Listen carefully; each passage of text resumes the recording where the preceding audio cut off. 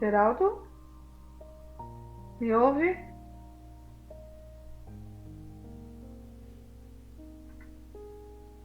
Começamos. Eu não estou te ouvindo. Repete, por favor. Pode começar, já começamos. Ok, então. A partir de agora a gente está online, ao vivo. Online no Google Meet e ao vivo no YouTube para mais uma aula nossa de estudos do Livro dos Médiuns. É a 20ª aula hoje, acho, né, Geraldo? Se eu não me engano, acho que é a 22ª. 22ª. É a 22ª aula hoje, ok? Caso alguma pessoa que esteja nos assistindo não tenha iniciado os estudos conosco, não tem problema.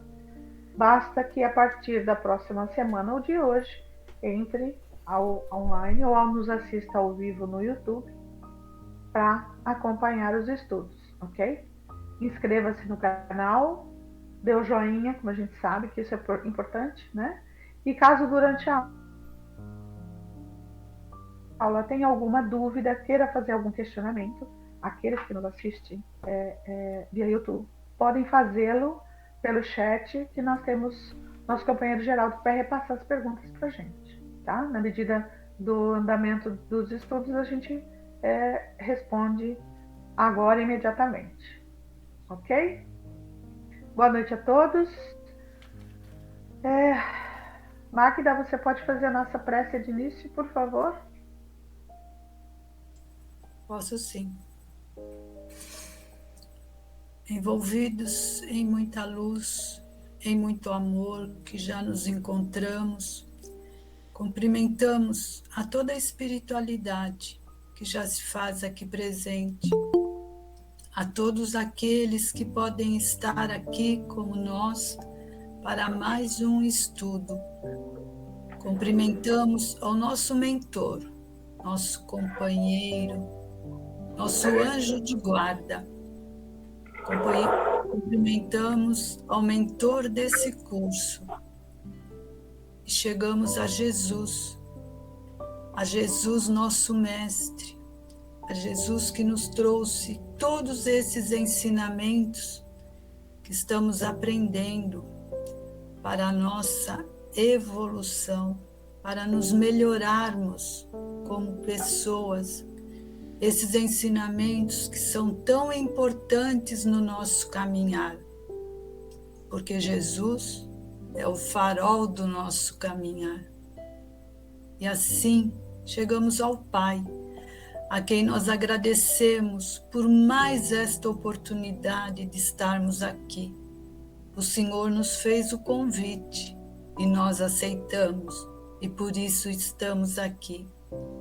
E assim, Pai, nós te agradecemos com a prece que Jesus nos ensinou. Pai nosso que estais no céu, santificado seja o vosso nome. Venha a nós do vosso reino, seja feita a vossa vontade, assim na terra como no céu. O pão nosso de cada dia nos dai hoje. Perdoa as nossas dívidas, assim como nós perdoamos os nossos devedores.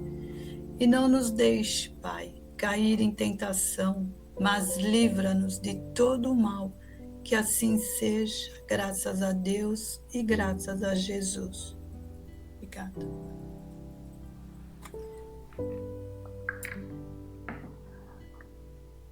Ok, obrigada. Geraldo, por gentileza, enquanto a gente começa, você pode confirmar se a Edna conseguiu divulgar o link no Facebook e nos grupos do WhatsApp, por favor? Qualquer coisa você me fala, tudo ok?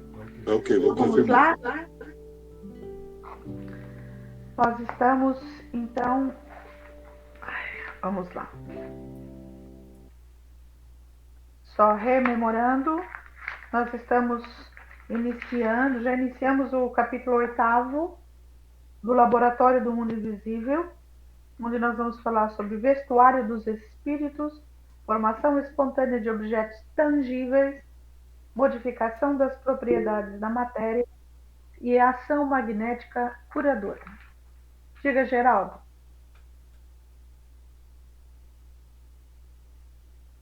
Não é nada, não. Tá, foi sem querer, tudo bem. Tá? Então, nós temos um questionamento que foi feito, né? E o espírito, foi feita uma pergunta ao Espírito São Luís, né? Que está nos dando algumas respostas, segundo aqui do Kardec, está dando umas respostas para o Kardec a perguntas feitas a ele sobre a tangibilidade de objetos ou, né, dos espíritos. Nós paramos na 14ª pergunta, é isso, crianças? Isso, ok, então. Sandra, você vai poder ler hoje ou não? Senão eu vou pedir para a Lucineide. Pode ser daqui a pouquinho, que eu estou acabando de arrumar a janta das crianças. Tá bom, tranquilo. Lucineide, você pode ler para a gente, por favor, a 14ª pergunta? 15ª? Sim. Leio sim. 14ª. As 4 seguintes, por favor, tá? Tá ok. 14ª. Os objetos que a vontade do espírito tornou tangíveis poderiam permanecer nesse estado e ser usados? Isso poderia acontecer, mas isso não se faz porque é contrário às leis. A 15ª. Todos os espíritos têm no mesmo grau o poder de produzir objetos tangíveis? O certo é que o espírito, quanto mais elevado, mais facilmente o consegue, mas isso também depende das circunstâncias. Os espíritos inferiores podem ter esse poder. A 16ª. O espírito tem sempre consciência da maneira pela qual produz as suas roupas ou os objetos que torna aparentes? Não. Muitas vezes ajuda a formá-los por uma ação instintiva que ele mesmo não compreende, se não estiver suficientemente esclarecido para isso. A 17ª. Se o espírito pode tirar do elemento universal os materiais para essas produções, dando a essas coisas uma realidade temporária com suas propriedades, podem também tirar o necessário para escrever o que nos daria a chave do fenômeno da escrita direta? Afinal, chegastes onde querias. Aí tem uma observação aqui. Com efeito, era isso que desejamos chegar, com todas as nossas perguntas preliminares. A resposta só prova que o espírito lera o nosso pensamento.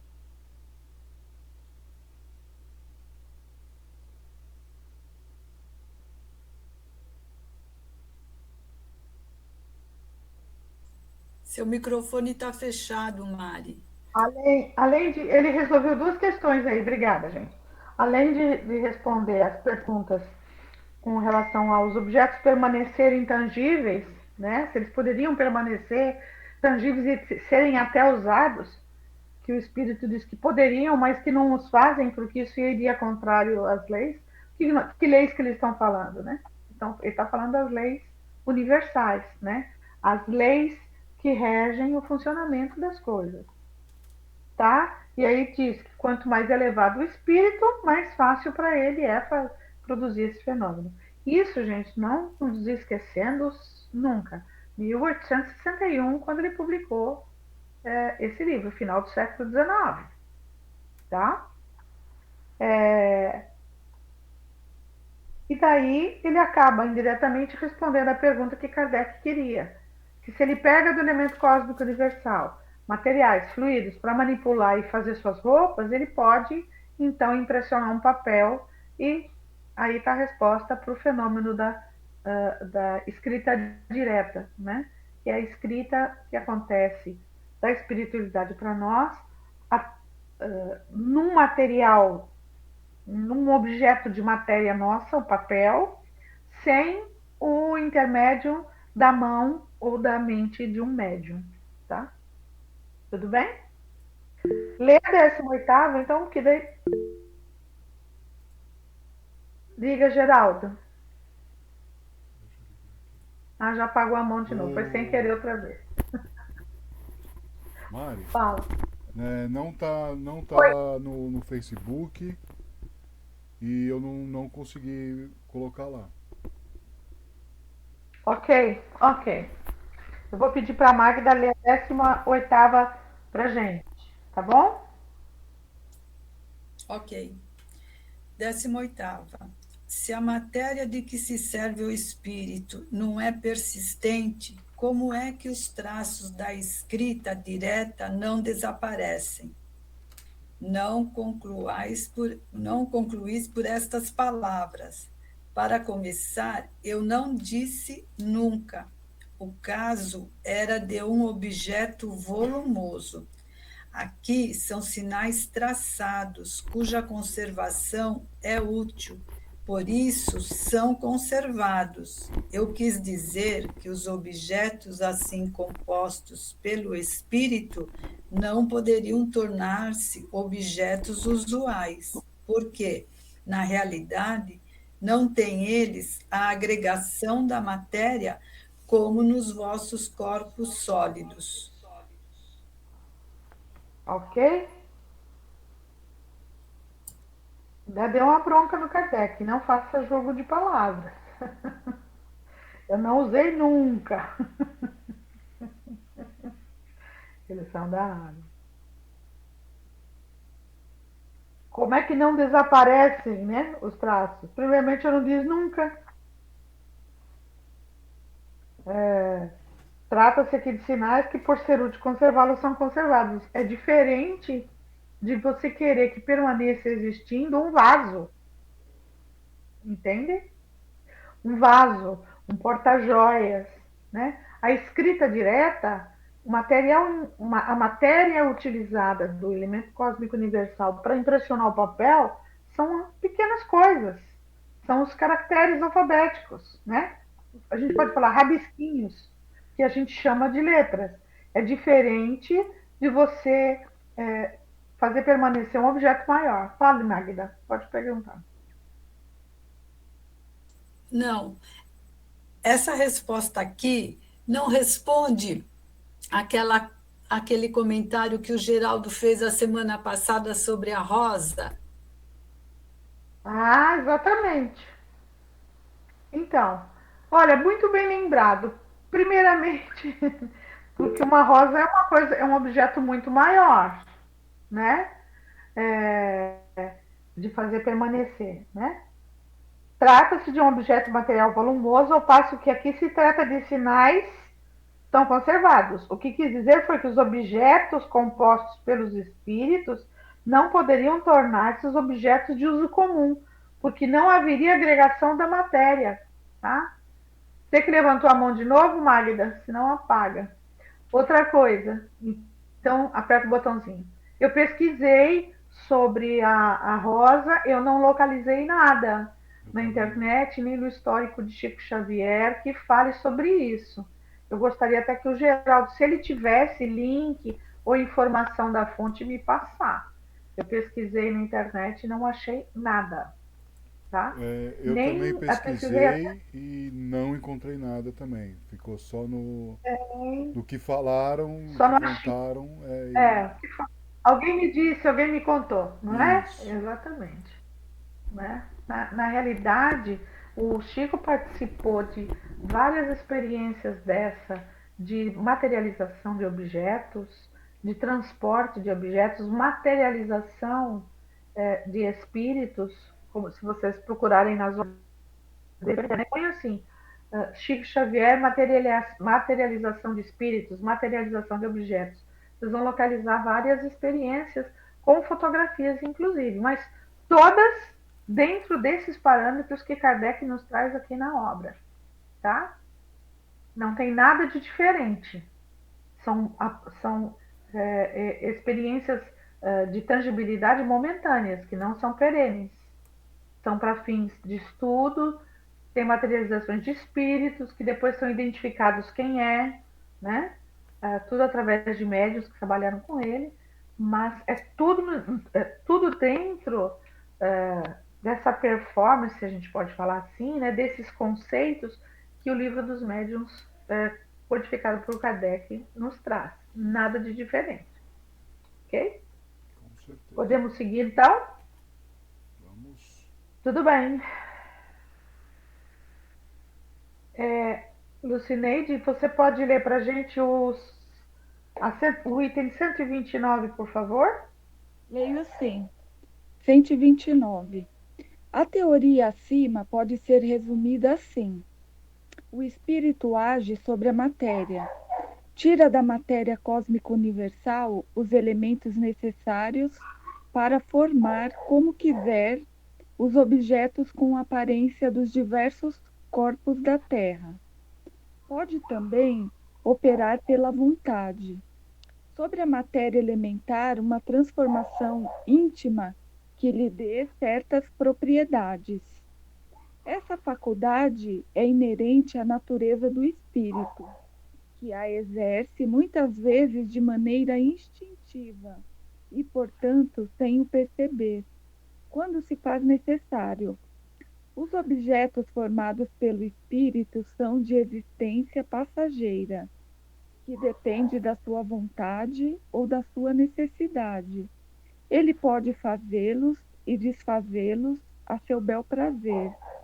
Esses objetos podem, em certos casos, parecer para os vivos perfeitamente reais, tornando-se momentaneamente visíveis e mesmo tangíveis. Trata-se de formação e não de criação, pois o espírito não pode tirar nada do nada. Sucinto, ele esclareceu todas essas perguntas que foram feitas ao espírito, né? Kardec resumiu nesse item 129, tá? Então, ele vai tirar da matéria cósmica os elementos para fazer os objetos ou mudar a aparência de corpos. É pela ação da vontade dele. Muitas vezes ele nem sabe o que está fazendo, né? Essa existência desse objeto ou dessa aparência é de acordo com a vontade dele, tá? E são momentâneas, porque eles se formam, não são criados. É linda essa definição dele, né? Dúvidas, crianças? Nenhuma? Podemos seguir? Bora lá. Lucineide, você pode ler a 130 para a gente, por favor? Sim. 130. A existência de uma matéria elementar única é hoje quase geralmente admitida pela ciência, e os espíritos a confirmam, como acabamos de ver. Essa matéria dá origem a todos os corpos da natureza. As suas transformações determinam as diversas propriedades dos corpos. É assim que uma substância salutar pode tornar-se venenosa por uma simples modificação. A química nos oferece numerosos exemplos nesse sentido. Todos sabem que as substâncias inofensivas, combinadas em certas proporções, podem resultar numa deletéria. Uma parte de oxigênio e duas de hidrogênio, ambas inofensivas, formam a água. Basta acrescentar um átomo de oxigênio e teremos um líquido corrosivo. Mesmo sem alterar as proporções, muitas vezes é suficiente uma simples modificação na forma de agregação molecular para mudar as propriedades. É assim que um corpo opaco pode tornar-se transparente e vice-versa. Desde que o espírito, através apenas da sua vontade, pode agir tão decisivamente sobre a matéria elementar, compreende-se que dessa forma possa formar substâncias e até mesmo desnaturar a sua propriedade, usando a própria vontade como um reativo. Então, isso é muito interessante, não é?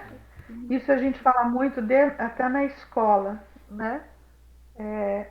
Na escola de aprendiz do Evangelho. Na realidade, tudo que existe no universo, toda a matéria que existe no universo é formada dos mesmos elementos. As combinações entre si é que fazem com que surjam os determinados tipos de matéria. Que a própria ciência já admitiu uma matéria elementar única e que da modificação dela, né, da agregação, da modificação é que surgem todas as outras propriedades, os outros tipos. Então, a única diferença primordial aqui é que nós, encarnados, ainda não temos a capacidade de modificar essas substâncias simplesmente pela nossa vontade. Eu preciso exercer uma ação física a determinados elementos, porque eu não tenho acesso a todos. Eu tenho acesso aos elementos da tabela periódica que nós conhecemos na química, né? Então, aqueles elementos que nós já conseguimos caracterizar, e alguns deles já foram até criados em laboratório. Então, eu, homem, né, posso mudar e criar uma coisa ou outra, como ele fala, oxigênio, duas de hidrogênio, água. Boto duas de oxigênio e uma de hidrogênio, se eu não me engano é ácido sulfúrico, alguma coisa assim, só se eu estiver errado, ou água oxigenada, não sei, alguma coisa que faz borbulha, tá? Então, esse eu Água posso oxigenada. fazer. Água oxigenada. Então, eu tinha dúvida nisso. Duas de oxigênio e duas de hidrogênio. Obrigada, Magda. Agora, eu tenho acesso aos elementos que estão naquela tabela periódica, mas existem outras coisas, né, no elemento cósmico universal que eu não tenho acesso. Eu, homem, encarnado. Agora, o espírito tem. Então, aí ele é fácil simplesmente pela vontade. Ele não precisa fazer o físico, de pegar um aqui, outro aqui e juntar. Né? Ele consegue. Ok? Certo. Vamos continuar? Vamos. Tá. Eu vou ler a 131, ok? Vocês estão com todos estão com as câmeras desligadas? É porque eu só estou vendo a carinha da Magda. Os outros estão tudo sem câmera. Mas não tem problema não, pode ficar. Deve ser sua internet, Mari, porque eu tô ligada. Ai, que bom. Mas se vocês me ouvem, tá ótimo. O importante é que vocês me ouçam bem, tá? 131. Essa teoria nos fornece a solução de um fato bem conhecido em magnetismo. Opa, palavrinha nova. Mas inexplicável até hoje. Ixi, complicou. O da mudança das propriedades da água por obra da vontade. Então, eu vou mudar a mudança da propriedade da água por força da vontade. O espírito atuante é o do magnetizador, quase sempre assistido por outro espírito. Tá? Ele opera uma transmutação por meio de fluido magnético, que, como atrás nós dissemos, é a substância que mais se aproxima da matéria cósmica ou elemento universal. Vocês lembram que eu falei que fluido magnético é aquele fluido que nós emitimos na hora do passe, né? Que a gente chama de ectoplasma, né? Quando eu imponho a vontade, muitas mães doam muito fluido magnético para seus filhos quando estão doentes, e você pega no colo, você acarinha quando está com febre, e você está doando isso. Tá, ora, desde que ele pode operar uma modificação nas propriedades da água, pode também produzir um fenômeno análogo, parecido com os fluidos do organismo, donde o efeito curativo da ação magnética convenientemente dirigida. Do que ele está falando aí? Está falando da melhora ou cura de doenças do organismo pelo passe. Né? Se ele está dizendo que o espírito, como magnetizador, auxiliado normalmente por outro, pode pegar a água que está numa garrafa, num copo, e alterar as propriedades dela para servir como um remédio, um calmante, um bálsamo, Então, fenômeno parecido também pode acontecer com os fluidos do organismo, os fluidos que estão dentro do nosso organismo, onde o efeito curativo dessa ação magnética convenientemente pode ser dirigida. Ok? Continuando.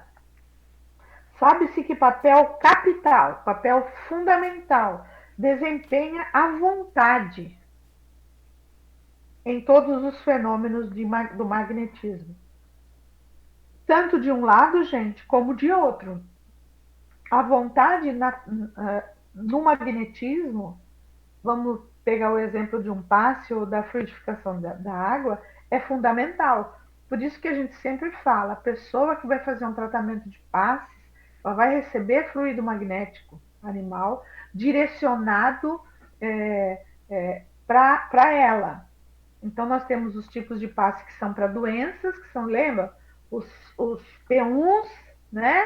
São passes voltados para o equilíbrio físico, né? Orgânico da pessoa, os espirituais e os outros, e os P3 que são com cores, etc. Mas não adianta a reunião de médiuns doadores desse fluido magnético estarem empenhados nessa doação. Doarem se a pessoa que os vai receber não tem a vontade de recebê-los. Não é acreditar, é diferente isso, é a vontade de recebê-los. Porque daí ela faz que nem um guarda-chuva, vocês já devem até ter ouvido falar disso. Sim. É como se formasse um guarda-chuva e todo esse fluido se escorre e se perde. A pessoa não absorve nada. Porém, como se explica a ação material de um agente tão sutil?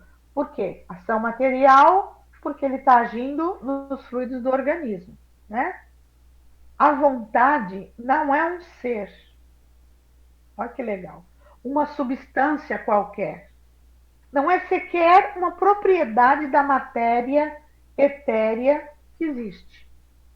Matéria do éter, do fluido. A vontade é atributo essencial do espírito, isto é, do ser pensante. Com o auxílio dessa alavanca, ou seja, dessa força, a vontade, ele atua sobre a matéria elementar e por uma ação consecutiva, ou seja, uma ação consequente, reage sobre os seus compostos, sobre os seus elementos, cujas propriedades íntimas vêm assim a ficar transformadas. Então, a vontade de curar, a vontade de doar o fluido reparador para aquele fígado, para aquele pulmão, é que é fundamental, né, para que esse fluido magnético atinja exatamente o alvo que o espírito quer atingir, transforme os compostos que ali estão e promova uma melhoria, ou a curto, ou a médio, ou a longo prazo, não importa. Ok? Isso quando essa melhora, a médio, curto ou longo prazo, é possível, porque existem enfermidades que são caracterizadas como necessárias para o aprimoramento e evolução do espírito que as está vivendo. E quando isso acontece, normalmente a espiritualidade se manifesta e explica. Não vamos fazer um tratamento de passe para dar uma ajuda de equilíbrio, mas ele não vai sarar. Isso é resgate de compromisso. Normalmente eles fazem isso, é resgate de compromisso. Eles são bem sucintos, eles não explicam muitas coisas. Vale para procurar médico. Oriento, procure médico da terra, tratamento de passes para uma melhora, um reequilíbrio, mas resgate de compromisso. Então a gente sabe que a pessoa não vai se curar daquele problema, ela vai amenizar os resultados dela, quanto mais ela quiser assimilar o fluido magnético. Tá. Tanto quanto do espírito errante é o espírito que está na erraticidade, está aguardando, não é um espírito já com final de evolução, é um espírito que está na erraticidade esperando para reencarnar. É por isso que a gente fala erraticidade. Tanto quanto do espírito errante, a vontade é igualmente atributo do espírito encarnado. Daí o poder do magnetizador, poder que se sabe estar na razão direta da força da vontade. Podendo o espírito encarnado atuar sobre a matéria elementar, pode, do mesmo modo, mudar-lhe as propriedades. Olha que lindo. Dentro de certos limites. É o que eu acabei de dizer. Assim se explica a faculdade de cura pelo contato e pela imposição das mãos, faculdade que algumas pessoas possuem em grau mais ou menos elevado. Não é nem elevado a palavra, é adiantado, tá? Senão dá a impressão que a pessoa que tem a capacidade da doação e da modificação desse fluido é uma pessoa especial. Não é, não somos especiais, né? É que a minha vontade, vamos colocar assim, a vontade de servir aquele irmão, de ajudá-lo naquela atribulação, naquele sofrimento que ele está passando, a minha empatia com ele é tal que eu tenho muita vontade de ajudá-lo e eu consigo transmitir esses elementos. Por isso que é uma tarefa muito séria e é de muito amor, tá? Veja-se no capítulo dos médiuns o parágrafo referente aos médiuns curadores. Nós vamos ver mais para frente, tá? E também um item que foi divulgado um artigo na Revista Espírita de julho de 1859. Então, o espírito que vai receber, ou a pessoa encarnada que recebe, como aquele que está doando, né, faz uso da vontade, porque é um atributo essencial. Ok? Dúvidas? Perguntas? Se não, terminamos o capítulo 8º e podemos começar um capítulo muito legal. Tudo bem, Lucineide? Tânia? Val? Magda? Vamos pelo seguinte, então. Eu vou pedir para a Magda e para mim. Nós vamos iniciar agora o capítulo 9, que fala dos lugares assombrados. Eu já posso ler, como você quiser, tá? Então lê pra gente. Só um minutinho, Magda. Deixa a Sandra ler pra gente. Começa o 132 e lê até a pergunta 3, ok? Depois a Magda pega. Beleza, vamos lá. As manifestações espontâneas que se produziram em todos os tempos e a persistência de alguns espíritos em darem sinais ostensivos de sua presença em determinadas localidades são a origem da crença em lugares assombrados. As respostas seguintes foram dadas a questões formuladas a esse respeito. Número 1. Os espíritos se apegam somente às pessoas ou se apegam também às coisas? Isso depende da sua elevação. Certos espíritos podem se apegar aos objetos terrestres. Os ávaros, por exemplo, que esconderam seus tesouros e que não estão bastante desmaterializados, podem ainda vigiá-los e guardá-los. 2. Os espíritos errantes têm lugares de predileção? Ocorre ainda o mesmo princípio. Os espíritos que não se prendem mais à terra vão onde encontram a quem amar. São atraídos mais pelas pessoas do que pelos objetos materiais. Entretanto, há os que podem ter uma preferência momentânea por certos lugares, mas são sempre espíritos inferiores. 3. Uma vez que o apego dos espíritos por uma localidade é sinal de inferioridade, é igualmente uma prova de que são espíritos maus? Seguramente que não. Um espírito pode ser pouco avançado sem ser mau por isso. Não ocorre o mesmo entre os homens? Isso mesmo. Magda, pode ler a 4 pra gente? Posso. 4. Tem algum fundamento a crença de que os espíritos frequentam preferentemente as ruínas? Não. Os espíritos vão a esses lugares como a qualquer outra parte, mas a imaginação, tocada pelo aspecto lúgubre de certos lugares, atribui à presença daqueles o que mais comumente é um efeito natural.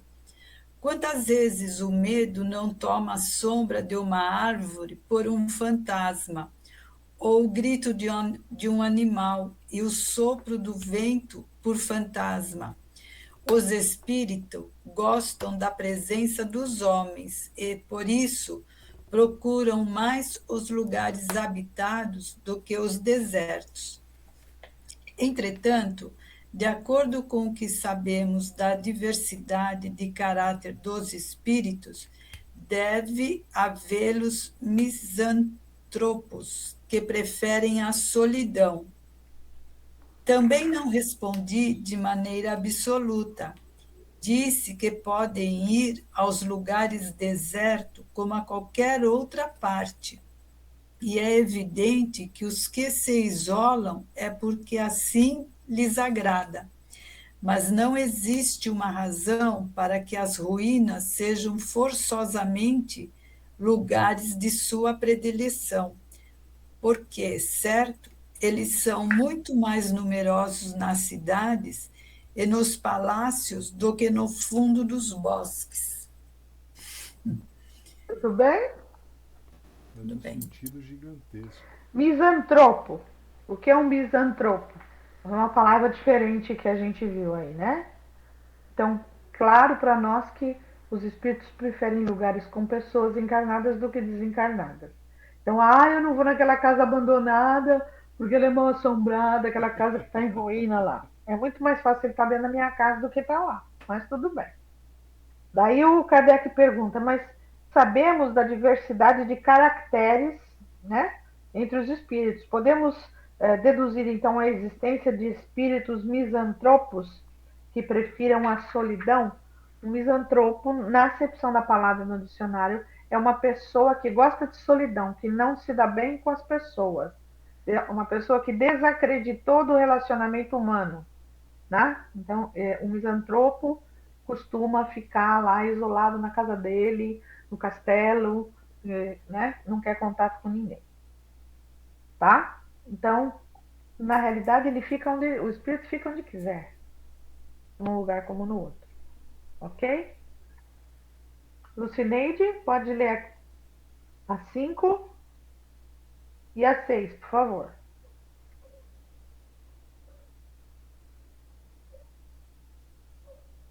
Posso sim, Mari. Vamos lá. 5. As crenças populares em geral têm um fundo de verdade.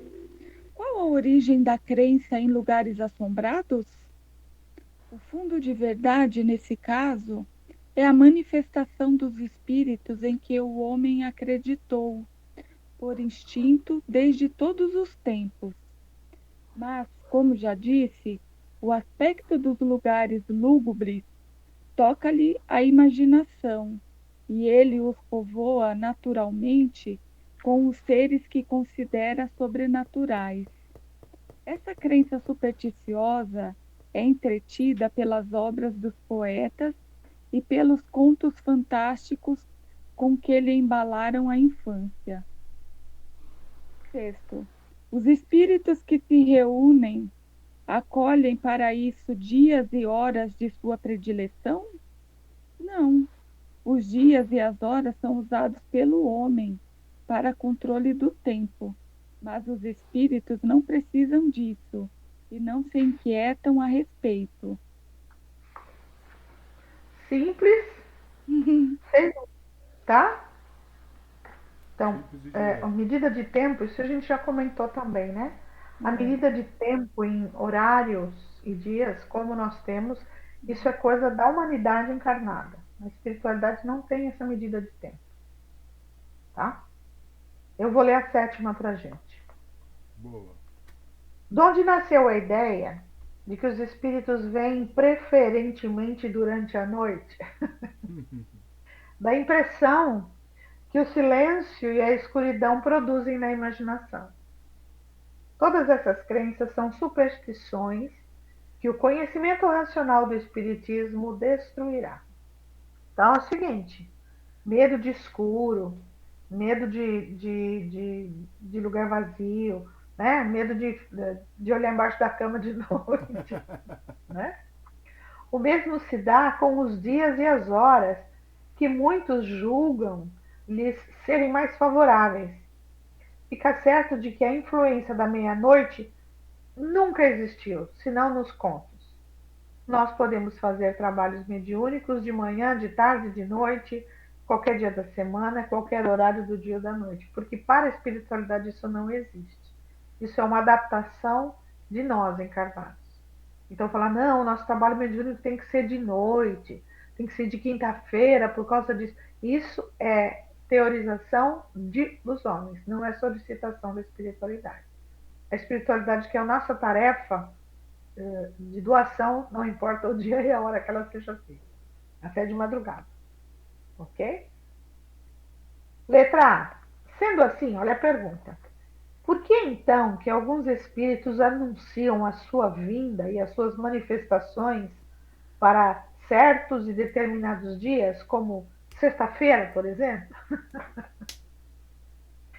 Isso fazem espíritos que aproveitam a credulidade dos homens para se divertir. Pela mesma razão há os que se dizem o diabo, ou dão a si mesmos nomes horríveis, infernais.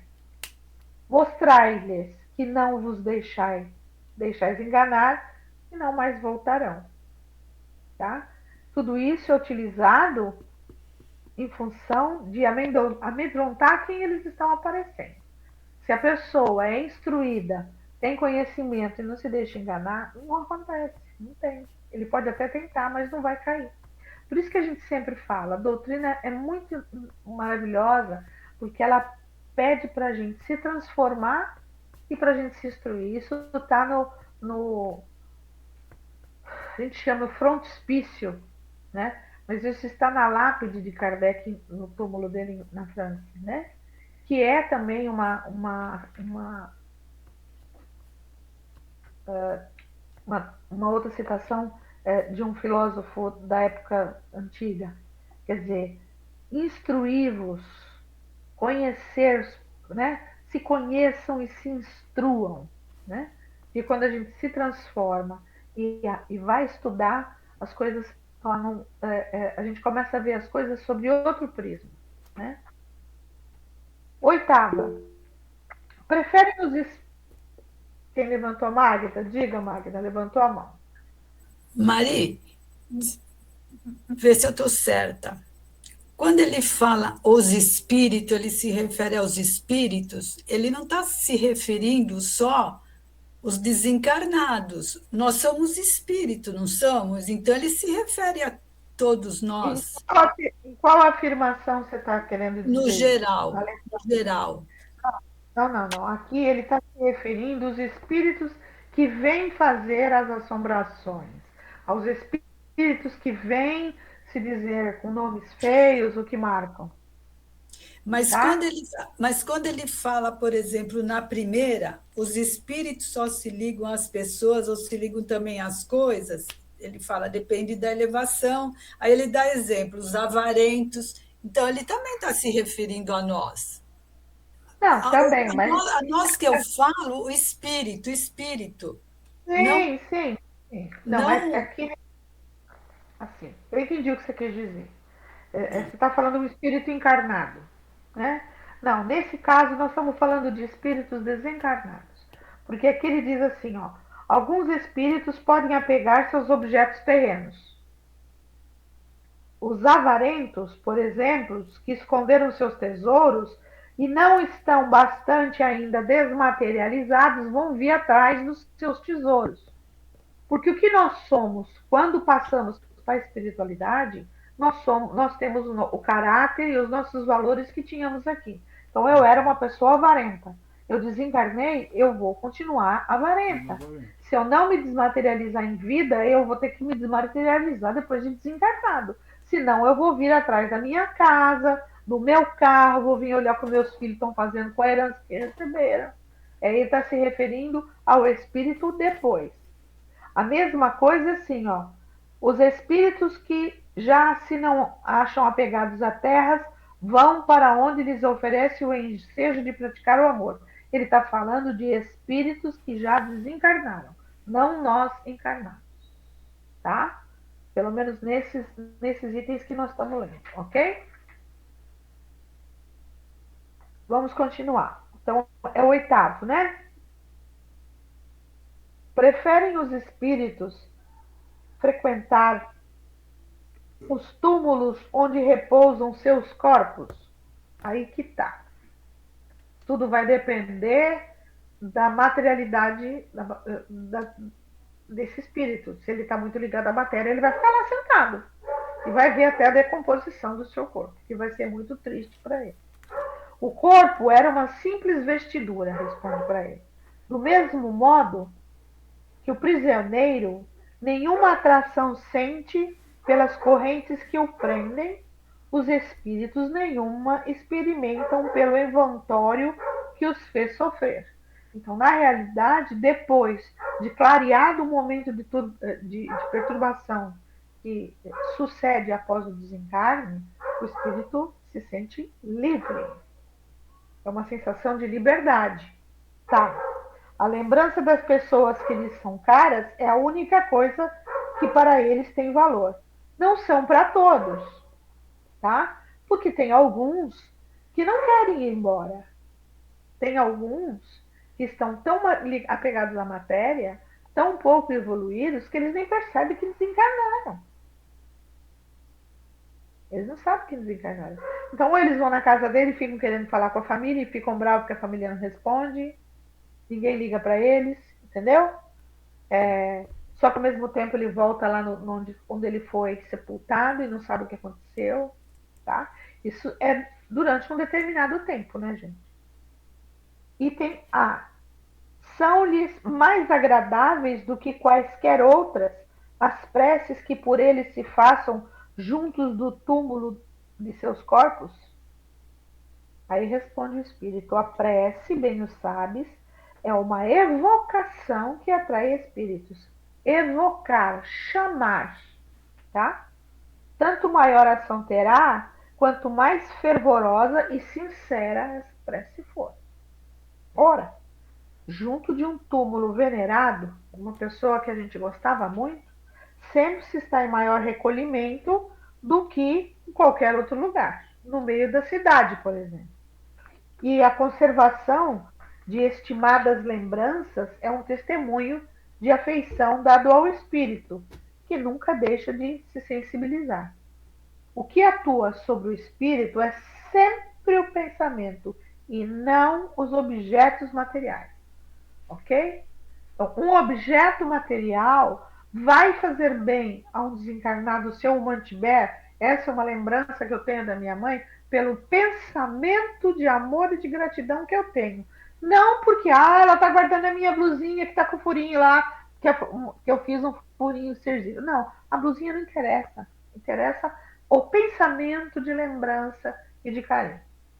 Mais influência do que sobre o espírito exercem esses objetos sobre aquele que ora, porque lhes fixam a atenção, tá? Assim como a pessoa que faz uma oração de frente de uma vela, né? A pessoa que faz uma oração de frente para uma vela, ela está usando a vela como um ponto de fixação da mente dela para fixar na pessoa para quem ela está fazendo oração. Só isso. Para as pessoas de outras religiões, elas têm outros significados. Estou falando na visão espírita. Isso serve uma vela, como serviria pegar uma blusa, como seria pegar um livro, tá, da pessoa e fazer ou não pegar nada e simplesmente pensar firmemente com o coração sentido. Porque o que importa é o pensamento. Tudo bem? Sandra, você pode ler a 9ª para nós? Acho que dá tempo. Oi, posso sim. A 9ª, né? Espera um pouquinho. Segue-se, então, é isso? À Que a vista crença, disso, parece. Isso. que a crença nos lugares assombrados parece absolutamente falsa. Dissemos que certos espíritos podem ser atraídos por coisas materiais. Podem sê-lo por certos lugares onde parecem fazer morada, até que cessem as circunstâncias que para ali os trazem. Quais são as circunstâncias que podem para ali conduzi-los? A simpatia por algumas das pessoas que os frequentam, ou o desejo de se comunicar com elas. Entretanto, suas intenções não são sempre tão louváveis. Quando são maus espíritos, podem querer exercer uma vingança por certas pessoas das quais têm do que se lamentar. A estada em um lugar determinado pode ser também, para alguns, uma punição que lhes é infligida, sobretudo se cometeram aí um crime, a fim de que tenham constantemente o crime diante dos olhos. Quer falar alguma coisa, Sandra? Não, né? Não, está bem explicadinho. É que a sua mão está levantada, tá? Ah, Então, tá, abaixei. Então, na realidade, não é que a crença em lugares mal assombrados é falsa. Alguns espíritos, em função da sua evolução, podem sim permanecer em alguns lugares, porque eles gostavam daquela casa, querem se comunicar com alguém com algum objetivo.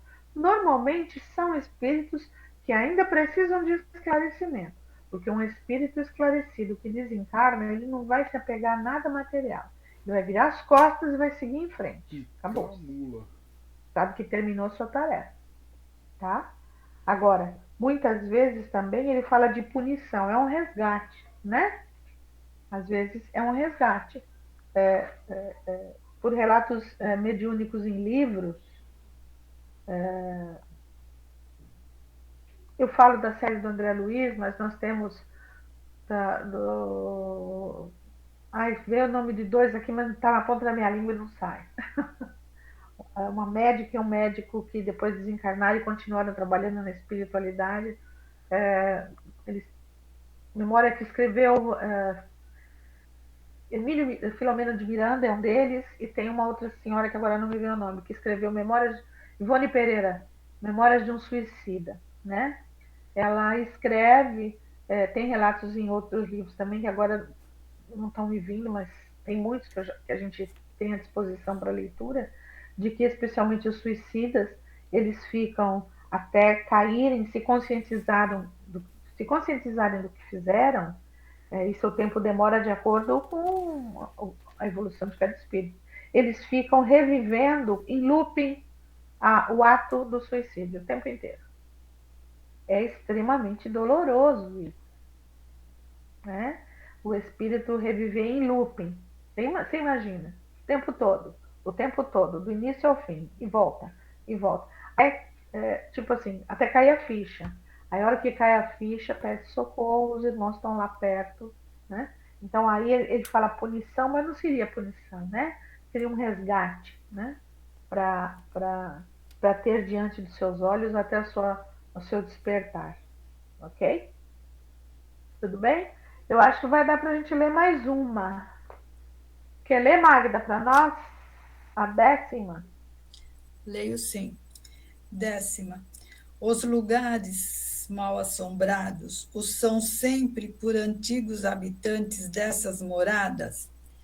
Às vezes, mas nem sempre, pois se o antigo habitante for um espírito elevado, não se prenderá mais à morada terrena de seu corpo.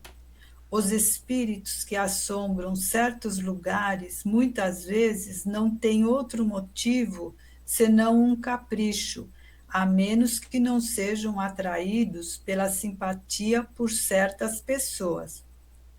Podem aí fixar-se, visando proteger a uma pessoa ou a sua família? Certamente, desde que sejam bons espíritos, mas nesse caso jamais manifestam sua presença por coisas desagradáveis. Então, e na realidade, essa manifestação desagradável, né, que seja de incomodar, não acontece.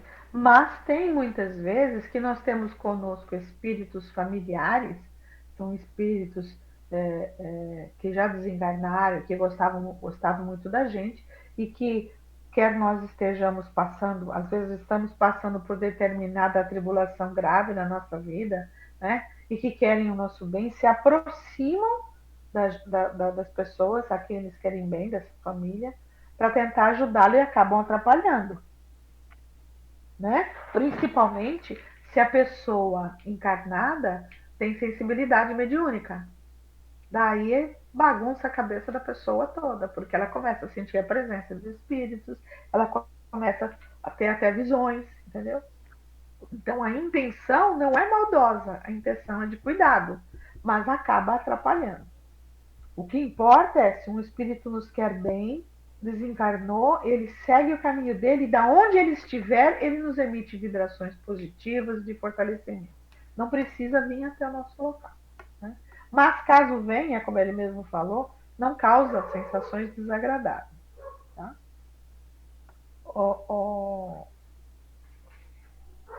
Vamos ler a 11, acho que dá para ler a 11 e a 12? Dá para ler a 11 e a 12? E a gente... Não, pera um pouquinho, vamos ver.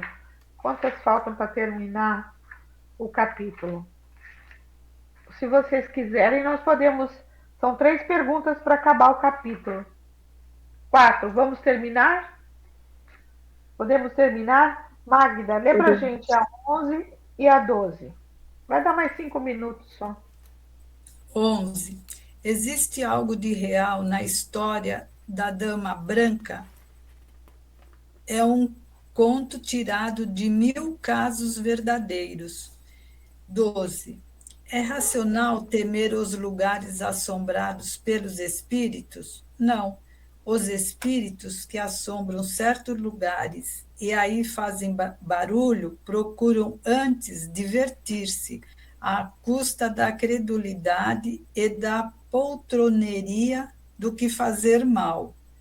Aliás, imaginai bem que há espírito por toda parte, e que em qualquer parte que estejais, vós os tendes incessantemente ao vosso lado, mesmo nas casas mais sossegadas. Só dão a aparência de assombrar certas residências quando encontram uma ocasião de manifestar a sua presença. Pode seguir? Eu vou ler a 13ª. Haverá meios de os expulsar? Ele é forte nas palavras, né? Ou de pedir que eles vão embora? Porém, a maioria das vezes o que fazem para isso os atrai, em vez de os afastar. O melhor meio de expulsar os maus espíritos, né? Ou seja, fazer com que eles vão embora, consiste em atrair os bons. Atraia, pois, os bons espíritos, praticando todo o bem que puderes, e os maus desaparecerão, visto que o bem e o mal são incompatíveis. É uma questão de sintonia vibratória, gente, tá? Sede sempre bons, e somente bons espíritos terei junto de vós. Aí é que tá. As nossas companhias se revelam pela qualidade da nossa vibração interior, né? Então, a minha vibração, quanto mais elevada for, mais eu vou ter companhias boas. E como que a minha vibração se eleva? Como que eu elevo essa minha vibração? Com a minha transformação moral, com a vivência dos ensinamentos que estão no Evangelho. Viver o Evangelho em toda a sua plenitude, de coração, não de forma mecânica, né? Vai me tornar uma pessoa melhor. Daí eu vou ter perto de mim os bons espíritos, e aí a atmosfera à minha volta vai funcionar como se fosse um escudo, né?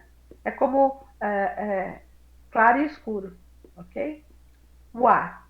Há, no entanto, pessoas muito bondosas que vivem às voltas com tropelias de maus espíritos. Por quê? Se essas pessoas são realmente boas, olha o que o espírito está falando.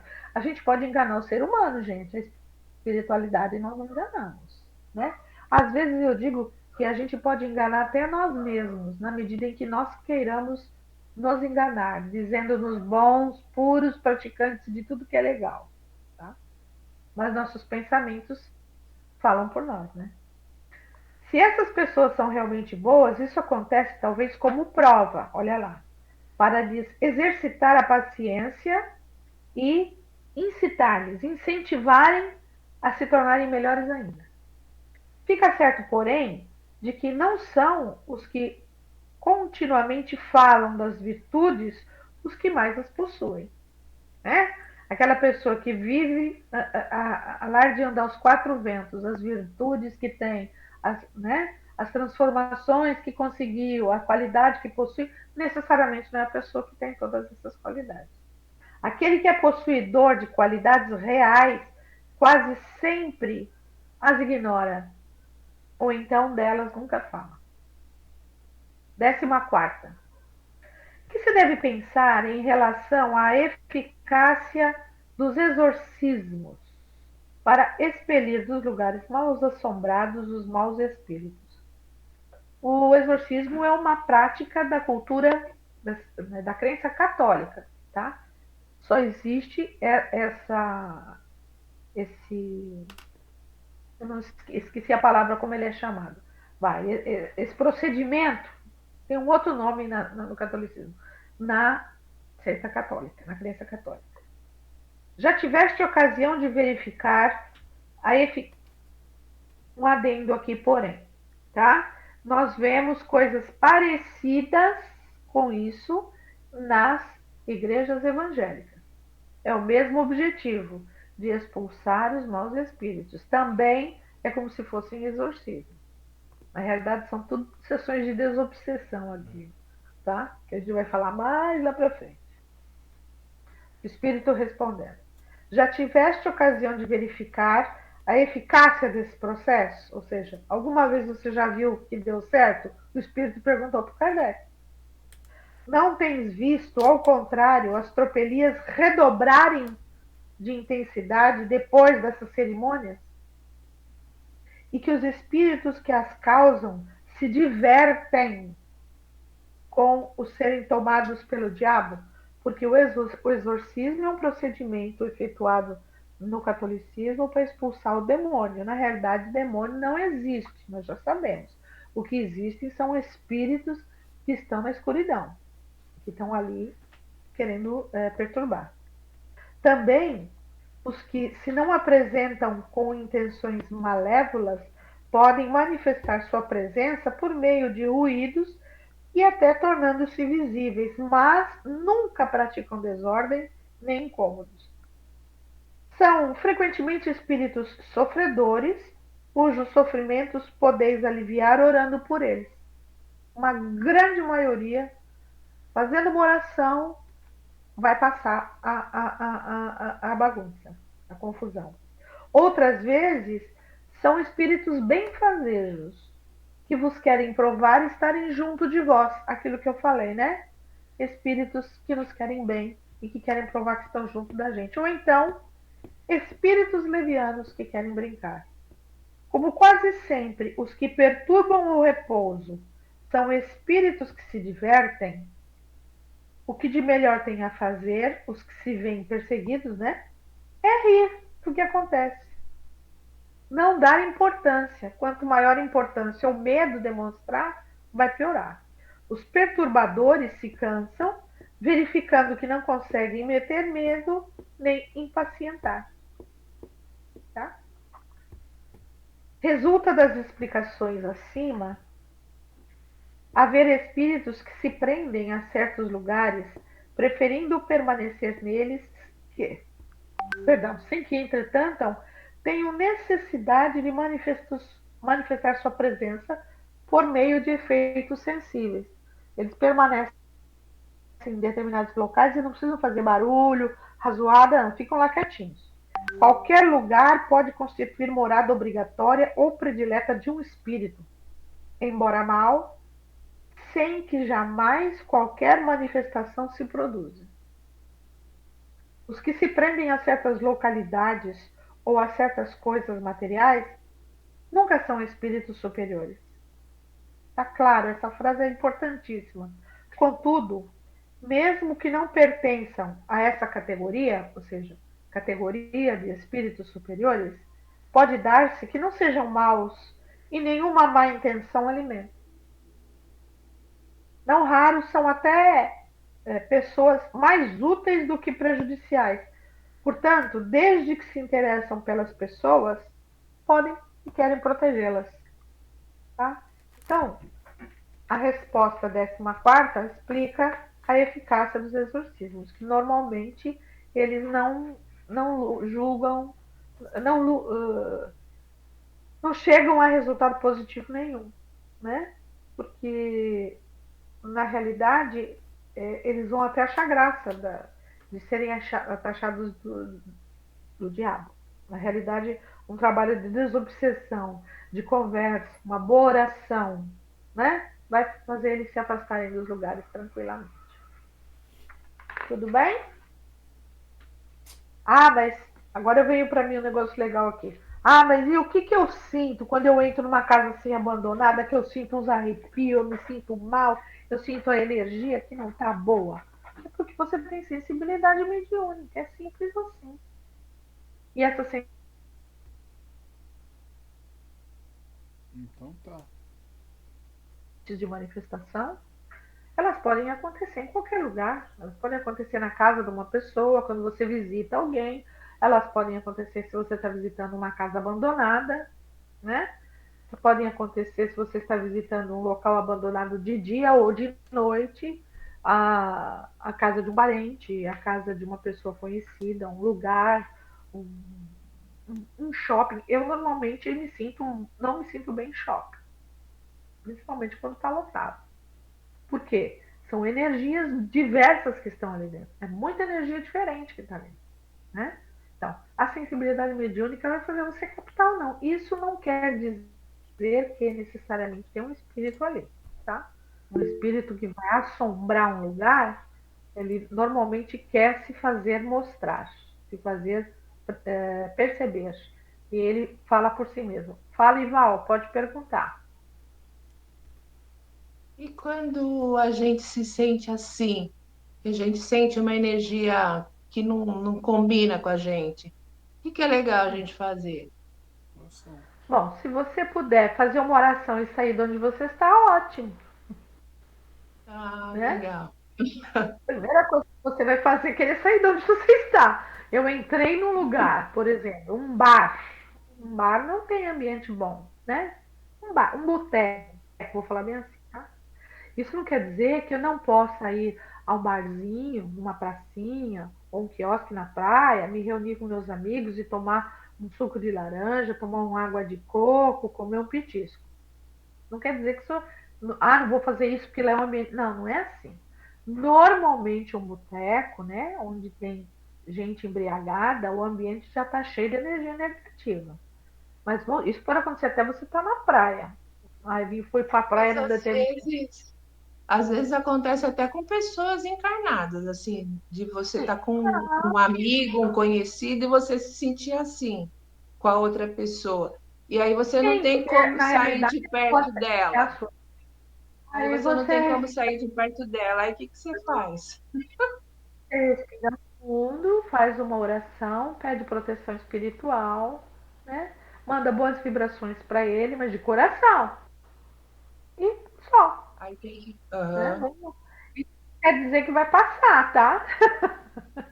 Isso entendi. não quer dizer que a intenção vai passar, mas a sua vontade sim.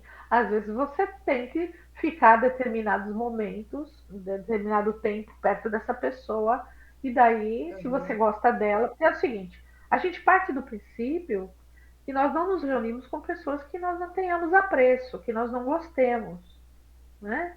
Que nós não tenhamos um mínimo de compatibilidade, de sensibilidade, de querer bem, né? Eu não vou me reunir com pessoas que eu não quero bem, ou que não me querem bem, não é? É lógico, às vezes acontece, né? A gente tem reunião de escritório, né? Reunião de trabalho, comemoração de trabalho, é difícil isso, né? Então, uma boa maneira é se você sabe que você vai ter que ir num lugar, que você talvez encontre energias que você não se sinta bem, se prepare antes. É simples, faça uma prece rápida antes, se prepare, né, mentalmente. Vou tomar um banho para me arrumar. Na hora do banho já visualiza a luz te lavando, te energizando, faz uma prece bem legal. Hoje vai estar tudo bem, vai dar tudo certo, vão estar todos bem, as energias vão ser boas. Você já se prepara. Tá? Isso também não é garantia de não acontecer o mal-estar. Né? Tudo vai depender também da tua vibração pessoal, da vibração daquele que está ali no ambiente. Quanto mais eu me identifico vibracionalmente com aquela energia, mais eu vou percebê-la. Veja bem, se eu estou percebendo uma energia ruim que me incomoda, às vezes não é que a minha energia está excelente lá em cima no pico, não. Às vezes é que eu estou junto com ela. E daí a soma dessas energias aumenta a sensibilidade. Né? Às vezes é o contrário, é porque a minha energia não está batendo com a da pessoa, ou acima ou abaixo. Às vezes eu me sinto mal num ambiente que está extremamente elevado vibratoriamente falando. E sou eu que não estou. A gente nunca sabe isso. O importante é a nossa humildade de vibrar para isso. Isso acontece muito na vida da gente. Né? Eu vou para uma festa, eu vou para um casamento. Sempre é bom você visualizar só coisas boas, mentalizar só coisas boas. Você já faz uma capa protetora em você já manda energia positiva para todo mundo que está lá. Né? Se todo mundo se preparar assim, todos os encontros que são para serem felizes e alegria vão ser felizes e alegres. Né? Agora, normalmente as pessoas não lembram disso, né? Dessa importante força do pensamento que nós temos. 9h20, gente, perdão. Vou começar a fazer isso,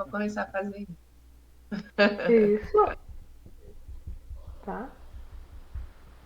Magda, pode encerrar para a gente, por favor, querida?